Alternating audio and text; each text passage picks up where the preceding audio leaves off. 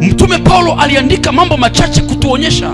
Akasema hivi, tukiwa na chakula na nguo na utakatifu yatosha. Mnisikie maneno hayo. Alishauri, alijaribu kutoa ushauri.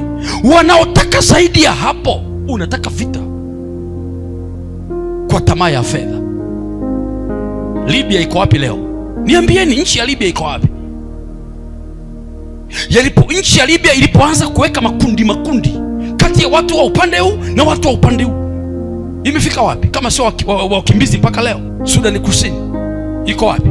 Leo tunashuhudia Korea Kaskazini huko na Korea Kusini. Hao ninyi hamuoni? Yaani ni nchi moja. Unaposikia Sudan na Sudan Kusini ni nchi moja, ila ni upande huu na upande huu. Taifa la Tanzania tukiligawa kimajimbo, kisiasa, tumekwisha. Kwa hiyo tusipokuwa wazalendo na kuomba, tukataka kuitafuta haki kwa kupigana, haipatikani. Ukiangalia mitandao ya kijamii ni shida kubwa. Ni shida kubwa sana. Waandishi wa habari mnachokiandika si sawa, si sahihi. Hivyo vitu Mungu akanambia usipovikemea mapema na kuvionya katika roho, kodi za Tanzania zikipotea. Nikisema kodi maana yake kuna password ya amani imeshikiliwa.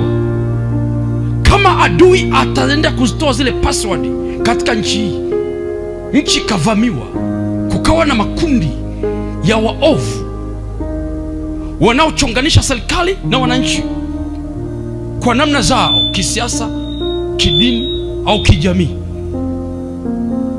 Maana yake hizo kodi zikipotea, Tanzania hatutakuwa na mahali pa kukimbilia.